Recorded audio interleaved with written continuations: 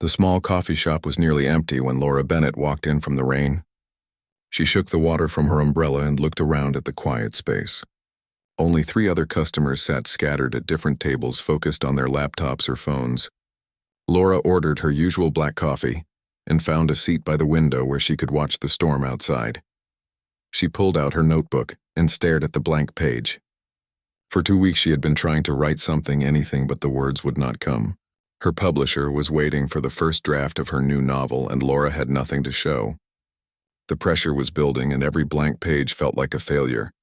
A man entered the shop, drawing her attention. He was tall, with dark hair streaked with silver, and wore an expensive suit that was completely soaked from the rain. What caught Laura's eye was not his appearance, but the way he moved. He walked with absolute confidence, like someone who owned every room he entered. His eyes scanned the coffee shop and for a brief moment locked onto Laura before moving on. He ordered something Laura could not hear, and then sat at a table directly across from her. The man pulled out a leather journal and began writing with a fountain pen. His handwriting was quick and precise, and he filled page after page without stopping. Laura found herself watching him, fascinated by his focus. After 20 minutes, the man looked up and caught Laura staring. She felt her face flush with embarrassment and quickly looked down at her own empty notebook. When she glanced back up, he was smiling at her. "Writer's block," he said, and his voice was smooth with a slight accent Laura could not place. Laura blinked, surprised he had spoken. "Yes, actually. How did you know?" The man gestured at her notebook. "You have been staring at that blank page for 30 minutes. I recognize the look. I used to have the same problem." "Used to?" Laura asked, despite herself. "What changed?" The man closed his journal and stood. He walked over to Laura's table and gestured to the empty chair. "May I?" Laura nodded, and he sat down, studying her with eyes that seemed much older than his face suggested. "I discovered that sometimes we try too hard to create," he said. "We force the words instead of letting them flow naturally. The best stories come when we stop thinking and start feeling." Laura frowned. "That sounds like advice from a self-help book. No offense, but I have heard it all before." The man smiled wider. "You are right. It does sound cliché. But what if I told you there was a real method? A technique that actually works? Would you be interested?" Laura should have said no. Everything about this stranger screamed danger, from his expensive clothes to his too smooth manner. But something made her curious. "What kind of technique?" she asked carefully. The man leaned forward, and his eyes seemed to glow slightly in the dim light of the coffee shop. "It is called memory channeling. You tap into experiences that are not your own, lives that have been lived centuries ago. The emotions and stories flow through you and onto the page." Laura laughed nervously. "You are talking about past lives. I do not believe in that stuff."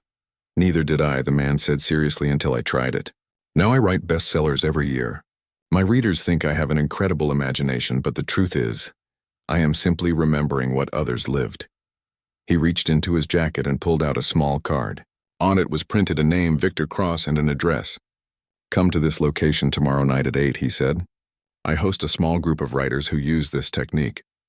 You can observe and decide for yourself if it is real or not." Laura took the card, feeling the expensive paper between her fingers. "Why would you help me? You do not even know me." Victor stood and smiled. "Because talent should not be wasted on doubt, and because I see something in you, Laura. A gift that you have not yet discovered." He walked away before Laura could ask how he knew her name. She had not introduced herself, and her notebook had no name written on it. Laura watched through the window as Victor disappeared into the rain without an umbrella, yet somehow staying completely dry. That night, Laura could not sleep. She kept thinking about Victor and his strange offer. Memory channeling sounded ridiculous, like something from a fantasy novel. But Laura was desperate, and the deadline was approaching. What harm could come from attending one meeting? The next day dragged on slowly. Laura tried to write, but every sentence felt forced and artificial. By 7:30 that evening, she had made her decision. She would go to Victor's address and see what this technique was really about. If it was some kind of scam or cult, she could always leave. The address led Laura to an old building in the historic district of the city. It looked like it had once been a mansion, but now seemed abandoned with cracked windows and ivy covering the walls. Laura checked the card 3 times to make sure she had the right place. This could not be correct. She was about to leave when the front door opened. A young woman stood in the doorway, smiling warmly. "You must be Laura." Victor said you would come. Please enter. Laura hesitated, but curiosity won over caution. She stepped inside and gasped. The interior was nothing like the exterior. Rich carpets covered marble floors and crystal chandeliers hung from high ceilings. Paintings that looked hundreds of years old decorated the walls, and furniture that belonged in a museum filled every room. The young woman led Laura down a hallway to a large library. 10 people sat in comfortable chairs arranged in a circle. They ranged in age from teenagers to elderly, and all held notebooks or laptops. Victor stood at the center of the circle looking exactly as he had in the coffee shop. "Welcome, Laura," he said warmly. "Thank you for trusting us. Please sit and I will explain everything." Laura took an empty chair and looked around nervously. Everyone else seemed calm and expectant, like they had done this many times before. Victor began speaking, and his voice took on a rhythmic quality that was almost hypnotic. "Memory channeling is an ancient practice," he explained. "It allows us to connect with the consciousness of those who lived before. Not reincarnation, but rather accessing the collective memory of humanity. Every life ever lived leaves an imprint, and we can learn to read those imprints like books." He walked around the circle, making eye contact with each person. "Tonight we will perform a guided session. I will help you open your mind to the memories. What you experience will be real emotions from real people who lived real lives. Some of you may see ancient Rome. Others might experience medieval Europe or early America. The memories choose you as much as you choose them." Laura wanted to laugh at how absurd this sounded, but something stopped her. The other people in the circle were nodding seriously, and she could see notebooks filled with dense handwriting. These were not crazy people. They were writers like her searching for inspiration. Victor stood behind Laura and placed his hands gently on her shoulders. She felt a warmth spread through her body and suddenly felt very relaxed. "Close your eyes," he whispered. "Breathe deeply and let your mind drift. Do not force anything. Simply observe what comes." Laura closed her eyes and focused on her breathing. At first nothing happened. Then slowly she began to see images. A woman in old-fashioned clothes walking through a market. The smell of bread baking and horses in the street. The woman was worried about something, her husband perhaps, who had not returned from the war. Laura gasped as emotions flooded through her. Fear and hope and desperate love. These were not her feelings, but they felt completely real. She could hear the woman's thoughts in a language Laura did not speak yet somehow understood. The woman was planning to leave the city to search for her husband, even though everyone said he was dead. More images came faster now. The journey through dangerous roads, bandits and soldiers and kind strangers. The moment the woman found her husband wounded but alive in a field hospital. The joy and relief so intense that Laura felt tears streaming down her face. When Laura opened her eyes, she was shaking. The library came back into focus, and she realized only minutes had passed, though it felt like hours. Victor was smiling at her knowingly. "You felt it," he said. "The connection. That woman's story is now yours to tell." Laura grabbed her notebook with trembling hands and began writing. The words flowed without effort, pouring onto the page as fast as her hand could move. She wrote for an hour, filling 20 pages with a story that felt more real than anything she had created before. When she finally stopped writing, Laura looked up to find the room empty except for Victor. Everyone else had left, and she had not even noticed. Victor sat across from her, watching with an expression of satisfaction. "How do you feel?" he asked. Laura tried to find the words. Amazed. Terrified. Alive. That was real, was it not? That woman actually existed. Victor nodded. She lived in France during the Napoleonic Wars. Her story ended happily, which is rare for those times. You were fortunate to connect with a memory that has a satisfying conclusion. Laura looked at the pages she had written. This is incredible. With this technique, I could write a dozen novels. But something felt wrong about it. Is this cheating? Using someone else's life story? Victor's expression turned serious. That is a question each writer must answer for themselves. I see it as honoring the dead by ensuring their stories are not forgotten. But some in our group struggle with the ethics. It is why we meet regularly to discuss not just the technique, but the responsibility that comes with it. Laura stood feeling overwhelmed. I need to think about this. Can I come back? Victor handed her another card. This one had dates. Laura spent the next 3 days writing without stopping. The story from the French woman's memory flowed perfectly, and by the end she had completed 30,000 words. Her publisher was thrilled when she sent the first chapters, calling it her best work yet. But Laura felt hollow inside, like she was stealing something that did not belong to her. She returned to the mansion on Thursday evening for the next group meeting. This time she entered without hesitation and found the same circle of writers already seated. Victor greeted her warmly and introduced her properly to the group. There was Patricia, an elderly woman who wrote historical fiction; Carlos, a young man working on his first novel; Helen, who specialized in romance; and 6 others whose names Laura struggled to remember. "Tonight we will discuss the ethical implications of our work," Victor announced after everyone settled in. "Laura has raised an important question. Are we writers or thieves? Are we creating art or simply transcribing the past?" Patricia spoke first, her voice strong despite her age. "I struggled with this for years. But then I realized that without us, these stories would be lost forever. The people whose memories we channel, they want to be remembered. We give them immortality through our words." Carlos disagreed, shaking his head. "But we profit from their pain. That French woman Laura connected with, she suffered during the war. Laura did not live through that suffering, but she will make money writing about it. How is that fair?" The group debated for over an hour. Some believed they were honoring the dead, while others worried they were exploiting them. Laura listened carefully to every argument but found no clear answer. Finally, Victor raised his hand for silence. "The truth is, there is no simple answer," he said. "Each of us must decide what we can live with. But I will tell you this. The memories seek us out as much as we seek them. The people whose lives we channel, they choose to share their stories. If a memory fills you with guilt or feels wrong, then do not use it. Trust your instincts." After the discussion, Victor led them through another channeling session.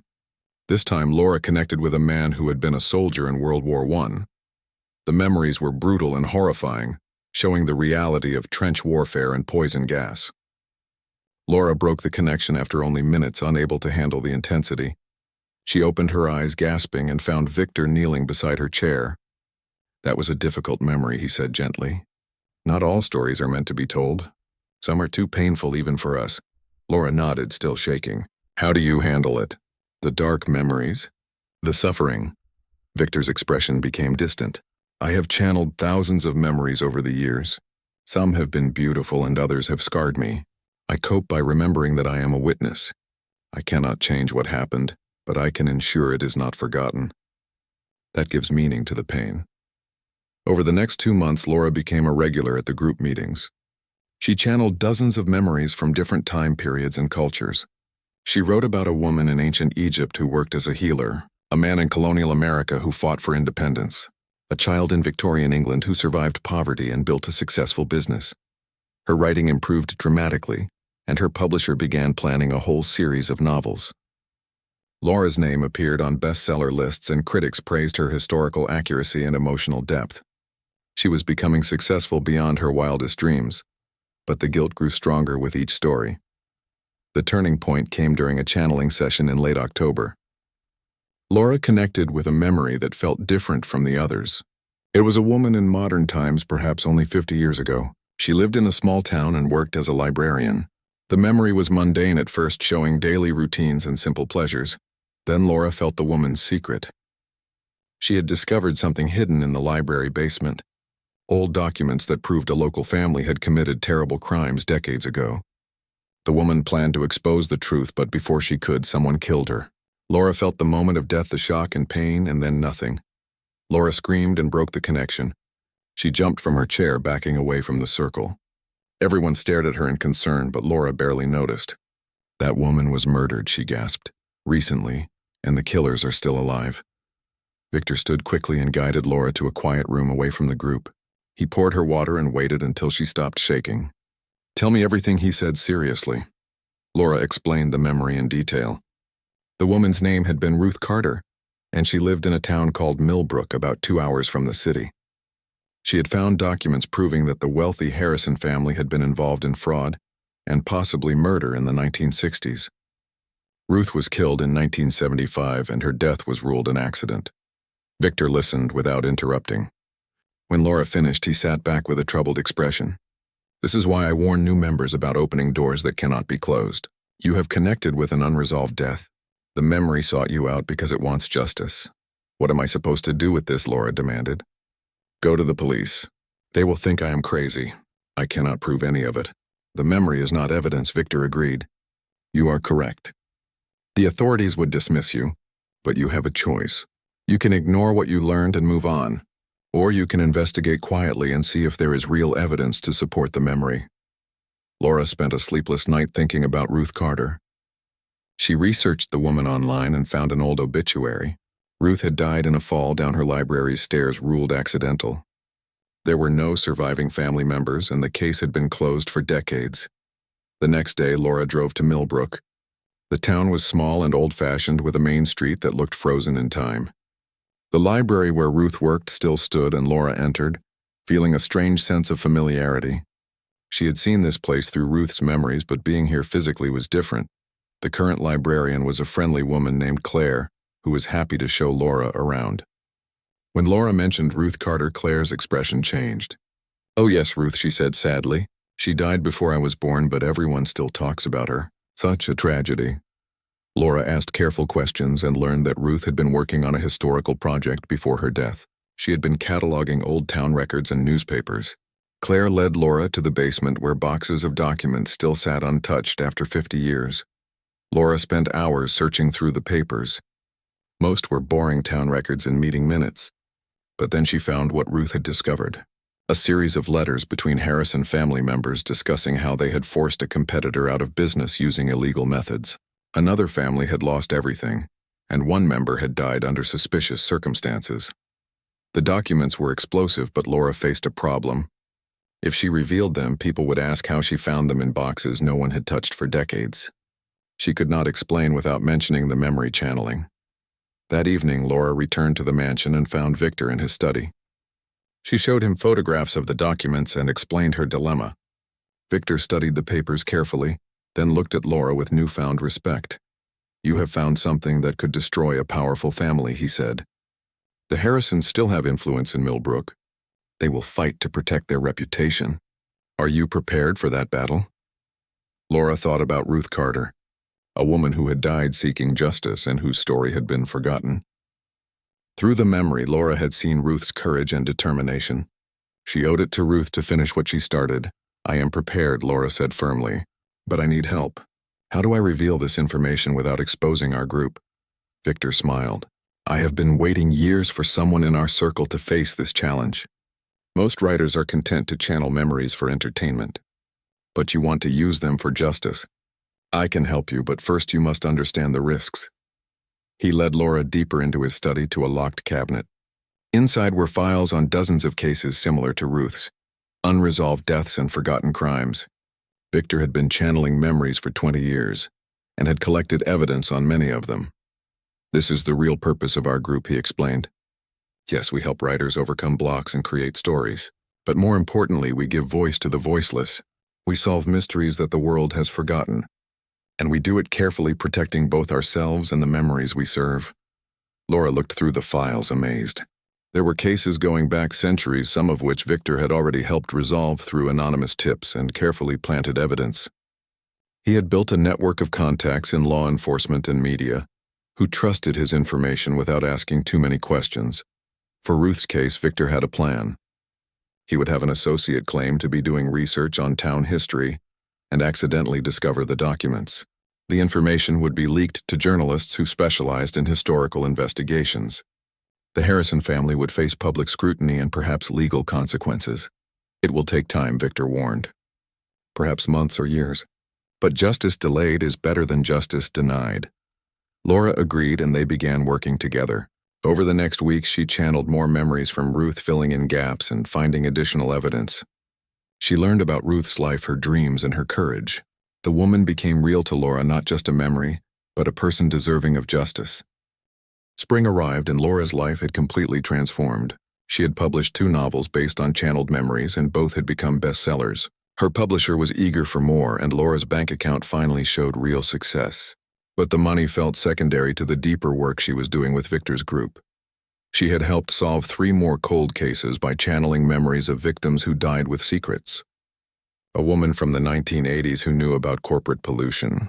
A man from the 1950s who witnessed a murder. A teenager from the 2000s who discovered corruption in her school. Each case required careful investigation and anonymous reporting, but eventually justice was served. Laura had also made close friends within the group. Patricia became a mentor, teaching Laura how to handle difficult memories without being overwhelmed. Carlos shared her passion for justice, and they often worked together on cases. Helen showed Laura how to use channeled memories for healing, not just entertainment or investigation. But in April, something changed. Laura began experiencing memories without trying to channel them. She would be walking down the street and suddenly see through someone else's eyes, cooking dinner and feel emotions that were not hers, sleeping and dream entire lifetimes in vivid detail. At first, Laura thought it was stress or lack of sleep, but the experiences grew stronger and more frequent. She called Victor in panic after channeling 5 different memories in one day, without any meditation or guidance. Something was wrong with her. Victor arrived at her apartment within an hour. He examined Laura carefully, asking detailed questions about each unwanted memory. His expression grew more serious as she described the experiences. Finally, he sat down and sighed deeply. "You are becoming what we call a natural channel," he explained. "It happens rarely to those with strong gifts. Your connection to the collective memory has grown so strong that you no longer need rituals or guidance. The memories come to you freely." Laura felt fear grip her heart. "Is that bad? Can I stop it?" Victor hesitated before answering. "It is not bad, but it is dangerous. Natural channels can access incredibly powerful memories, including those that most people cannot handle. You will need to learn control, or the memories will overwhelm you. Some natural channels have gone mad from the constant flood of other lives." He offered to teach Laura advanced techniques for controlling her gift. She would need to build mental barriers and learn to refuse memories that sought her. It would require intense training and complete dedication. Laura agreed immediately, not wanting to lose her mind to voices from the past. The training was exhausting. Victor taught Laura meditation methods that were far more complex than what the group used. She had to visualize walls in her mind and learn to strengthen them against uninvited memories. Some days she succeeded and achieved blessed silence. Other days the memories broke through and she lived hours of other people's lives. During one particularly difficult session, Laura channeled a memory that terrified her. It was a person in the present day, not the past. Someone alive right now planning something terrible. Laura saw through their eyes as they prepared weapons and studied maps of a crowded shopping center. This person intended to hurt many people. Laura broke the connection and immediately told Victor. His face went pale as she described what she had seen. This had never happened before in all his years of practice. Channeling living people was thought to be impossible. The collective memory only contained the dead, or so they believed. "We must act quickly," Victor said. "If what you saw is real, we have perhaps days to prevent a tragedy, but we face a new problem. We cannot explain to police how we know about a future crime without revealing your abilities." Laura and Victor spent the entire night planning. They identified the shopping center from Laura's memory, and Victor contacted his network of trusted journalists and former law enforcement. Anonymous tips were sent describing a credible threat, but without revealing the source. Extra security was quietly arranged. 3 days later, a man was arrested at the shopping center carrying weapons exactly as Laura had seen. Police found his vehicle full of ammunition and detailed plans for an attack. Dozens, perhaps hundreds of lives were saved. The news reported that an anonymous tip had led to the arrest, but Laura knew the truth. She had stopped a massacre. The experience changed everything for Laura. If she could channel living people, then her gift was far more powerful and dangerous than anyone realized. Victor called an emergency meeting of the group and explained what had happened. The other writers were shocked and frightened. Some questioned whether they should continue practicing at all. Patricia spoke with her usual wisdom. "We have always known our practice walks a thin line between gift and curse. Laura has discovered a new aspect of the collective memory. Living minds connected to the same source as the dead. This knowledge brings responsibility but also opportunity." The group debated for hours. Eventually, they agreed to continue, but with new protocols. Laura would be their early warning system, watching for dangerous living minds. When she detected threats, they would act through their established anonymous channels. It was dangerous work, but necessary. Over the next months, Laura prevented 4 more planned attacks. She also channeled memories from living people in distress and helped coordinate rescues. A kidnapping victim whose thoughts Laura picked up. A trapped hiker who Laura located through his panicked mental signature. A suicidal teenager whose desperate thoughts reached Laura just in time. but the constant channeling was taking its toll. Laura lost weight and could not sleep more than a few hours without memories invading her dreams. Her friends outside the group noticed the change and worried about her health. Laura's publisher complained that she had stopped writing entirely too focused on her secret work. Victor finally confronted her in July. "You are burning yourself out," he said bluntly. "A natural channel must learn balance or they will destroy themselves. You are trying to save everyone and losing yourself in the process." Laura knew he was right but could not stop. Every time she tried to rest, she felt guilty thinking about people she might have helped. The memories of those she had saved haunted her as much as the memories she channeled. She was trapped in a cycle of compulsion. Victor made a difficult decision. He temporarily blocked Laura from the group sessions and insisted she take a month away from all channeling. She would leave the city and go somewhere quiet to recover. Laura protested, but Victor was firm. If she continued at this pace, she would end up in a mental hospital or worse. Laura reluctantly agreed and traveled to a remote cabin in the mountains. She spent the first week detoxing from constant memory access. Without the voices of others in her head, she felt empty and purposeless. But slowly she began to remember who she was beyond her gift. She started writing again, not from channeled memories, but from her own imagination. The stories felt different, more personal and intimate. Laura realized she had been hiding behind other people's lives, avoiding her own emotions and experiences. The gift had become a shield against her own fears. By the end of the month, Laura felt more balanced. She had learned to appreciate silence and solitude. The memories still came occasionally, but she could now refuse them without guilt. She returned to the city with new understanding of her limits and capabilities. The group welcomed her back with relief. Several members had worried they would lose her to madness or burnout. Victor looked particularly pleased to see Laura healthy and centered again. He pulled her aside after the reunion meeting. "You have learned the most important lesson," he said. "Power without wisdom is destruction. You have the gift of a natural channel, but now you also have the wisdom to use it properly. That combination is rare and precious." Laura smiled, feeling truly happy for the first time in months. She was ready to continue her work, but on her own terms. She would help when she could, but not at the cost of her own life. The memories were important, but so was she. That night, Laura channeled a memory that felt like a gift. It was an old woman who had lived a long and happy life in the early 20th century. She had loved deeply and been loved in return. She had raised children and seen grandchildren. She had known peace and contentment. The memory filled Laura with warmth and hope. Not all stories were tragic or needed justice. Some memories simply wanted to share joy and remind the living that life could be beautiful.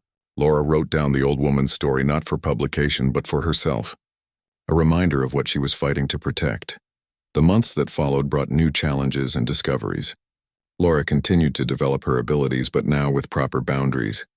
She helped prevent crimes and solve mysteries, but also took time to rest and recover. She wrote novels from both channeled memories and her own imagination, finding success in both. The group evolved as well. New members joined, bringing fresh perspectives and gifts. Some, like Laura, became natural channels. Others remained traditional writers, using the technique for inspiration only. Victor guided them all with patience and wisdom, built from decades of experience. Laura also began teaching, helping new members learn control and ethics. She shared her mistakes and hard-learned lessons, hoping others could avoid her pain. Patricia joked that Laura had become Victor's successor, preparing to eventually lead the group herself. The new member who arrived at the mansion was not what Laura expected. His name was Nathan Price, and he was only 19 years old. Most people who came to the group were established writers struggling with blocks or searching for inspiration. Nathan was different. He had never written anything longer than a school essay, but claimed he had been channeling memories since childhood. Victor introduced Nathan to the group during the Thursday evening session. The young man looked nervous, sitting in the circle surrounded by experienced writers. His hand shook slightly and he would not make eye contact with anyone. Laura felt immediate sympathy, remembering her own first meeting months ago.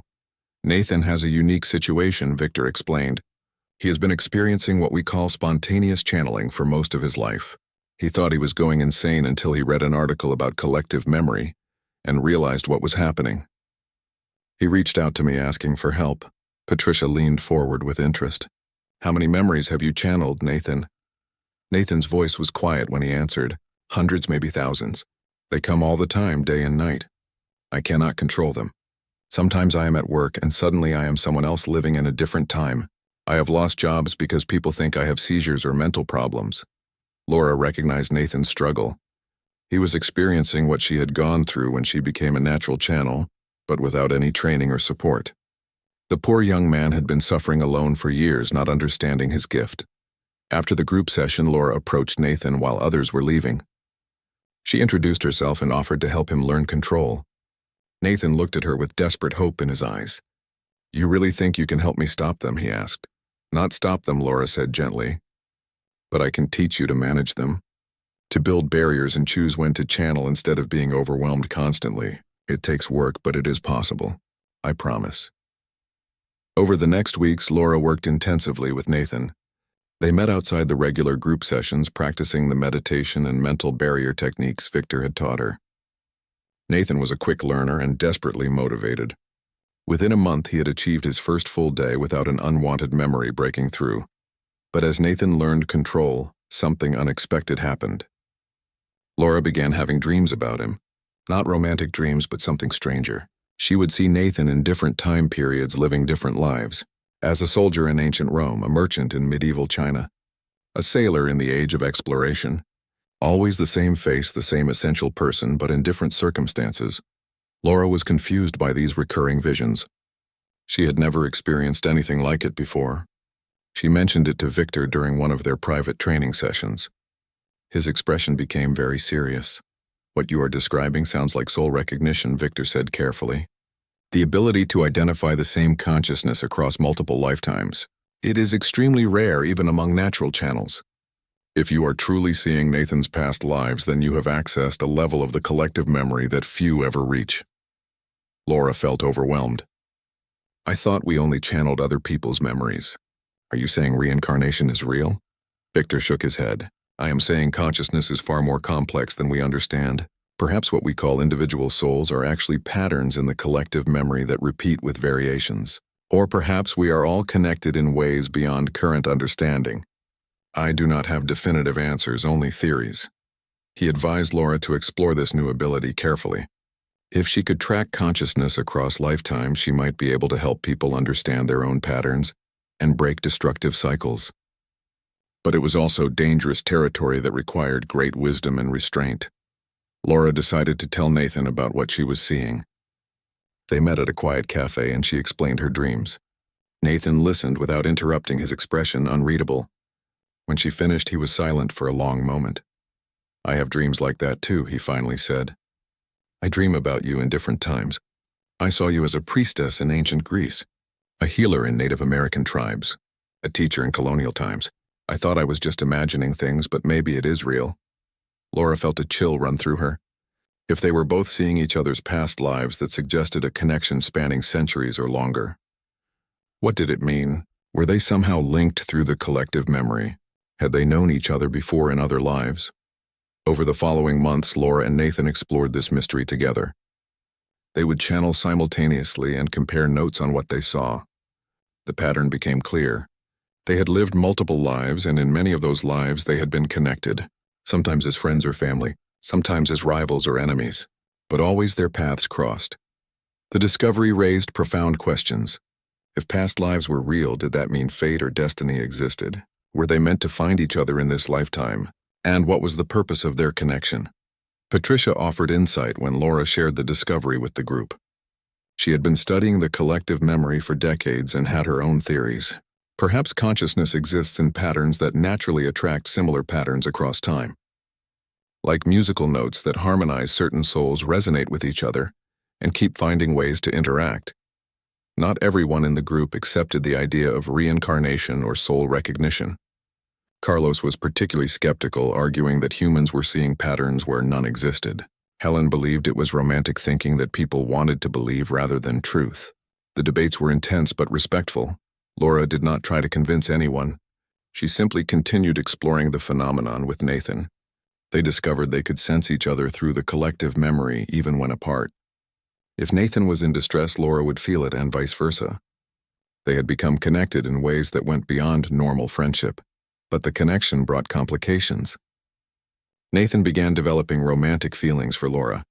He believed their repeated meetings across lifetimes meant they were soulmates destined to be together. Laura cared deeply for Nathan but did not share his romantic feelings. She saw him as a friend and fellow traveler, nothing more. The situation came to a head in September. Nathan confessed his love and asked Laura to give their relationship a chance. He argued that their connection across lifetimes was too meaningful to ignore. Laura had to refuse as gently as possible, explaining that past life connections did not dictate present life choices. Nathan was devastated. He stopped attending group meetings and cut off contact with Laura. She felt terrible knowing she had hurt him, but also knew she had done the right thing. Love could not be forced even between souls that had history together. Victor counseled Laura through the difficult period. He explained that soul recognition often led to misunderstandings. People confuse spiritual connection with romantic destiny. Just because two consciousnesses resonated did not mean they were meant to be romantic partners. Sometimes the deepest connections were friendships or partnerships that served other purposes. Laura threw herself into her work, using her abilities to help others.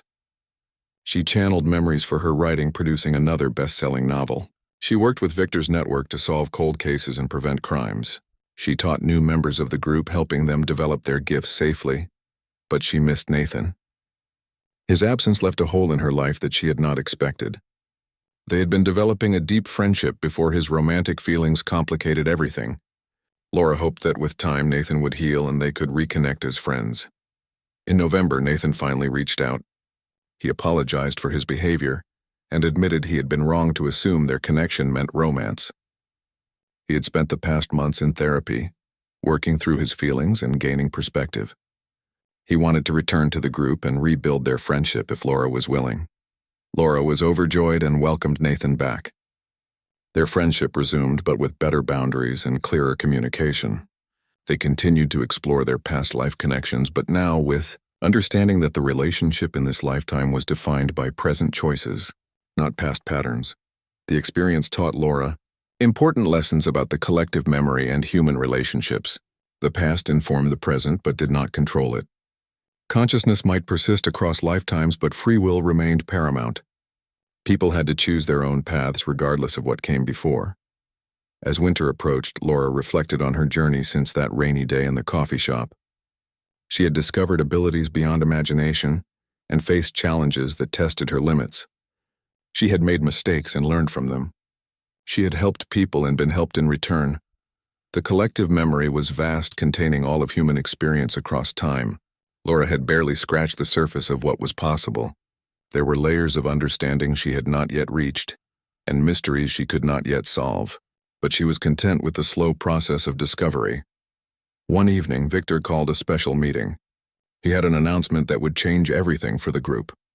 Laura arrived at the mansion curious and slightly worried. The other members seemed equally uncertain about what to expect. Leading the group was more challenging than Laura had anticipated. Victor had made it look effortless, but the reality involved constant decisions about who to accept as new members, how to handle dangerous memories, and when to intervene in cases that came through channeling.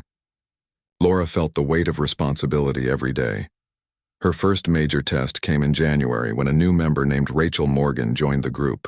Rachel was in her 40s and had been channeling memories accidentally for only a few months. She seemed pleasant and eager to learn, but something about her made Laura uneasy. The collective memory whispered warnings that Laura could not quite interpret.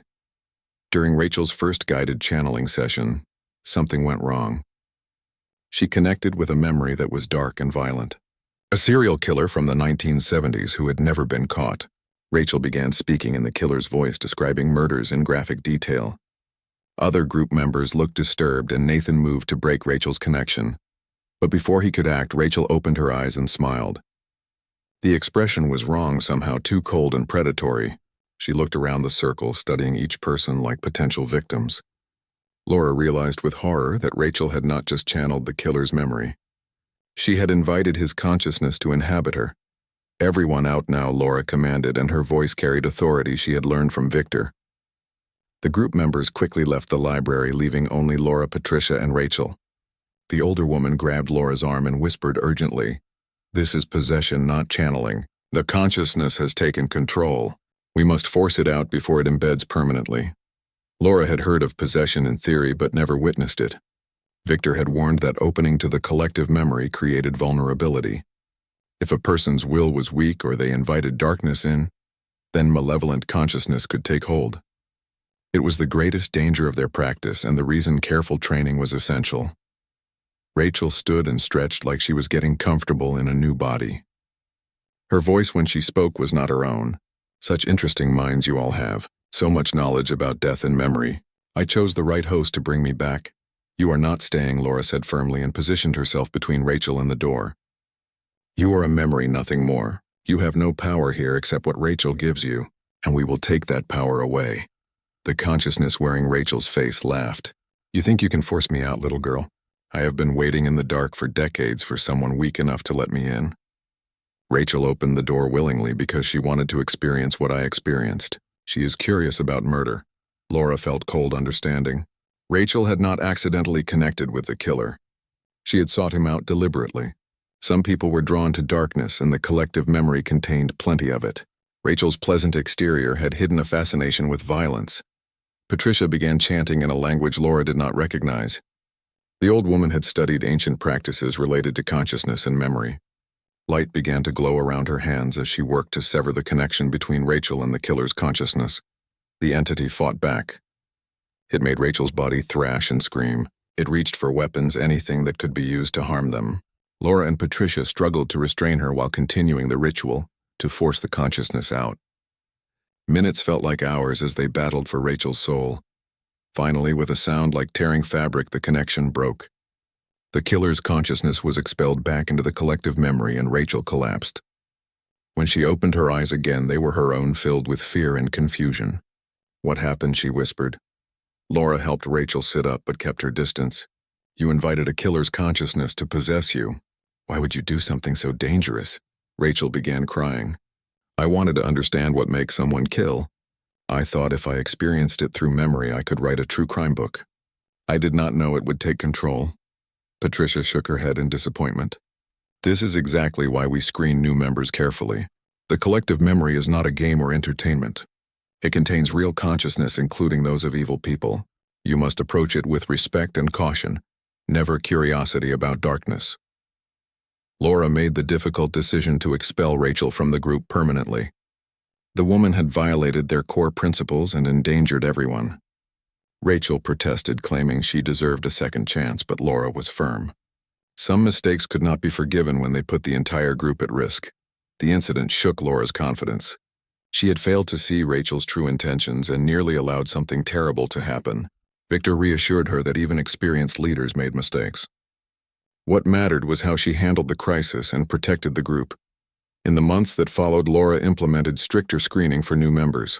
She developed tests to assess not just ability but character and motivation.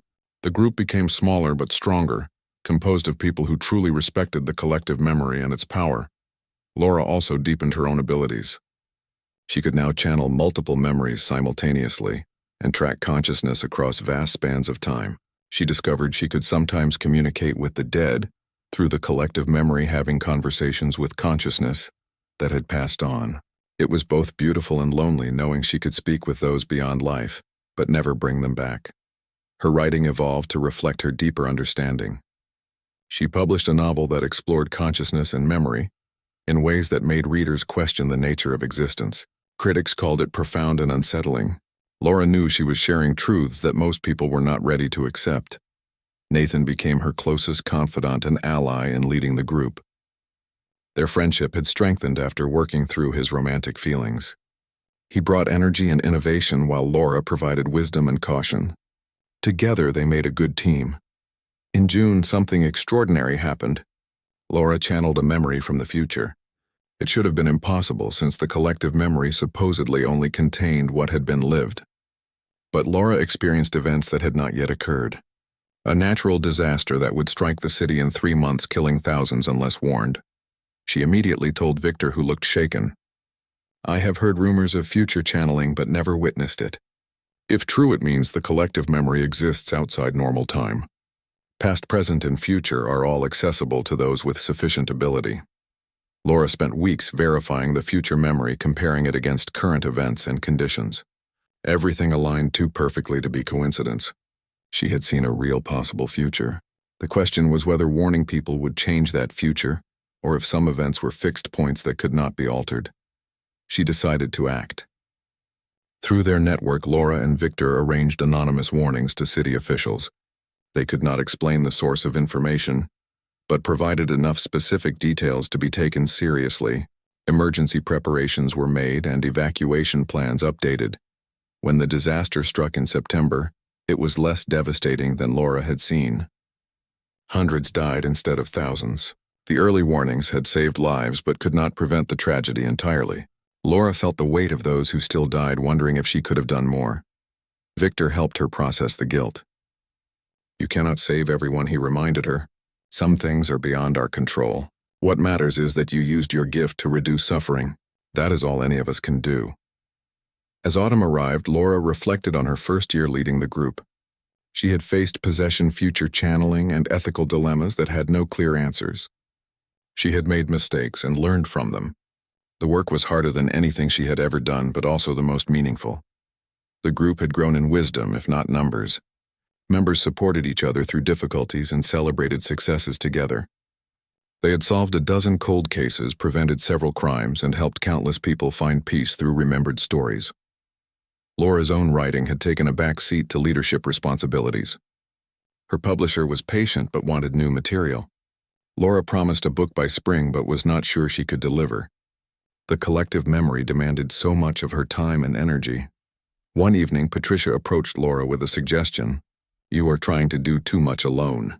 Victor had assistant leaders who handled different aspects of the work. "You should do the same. Delegate responsibility so you have time for your own life and writing." Laura realized the old woman was right.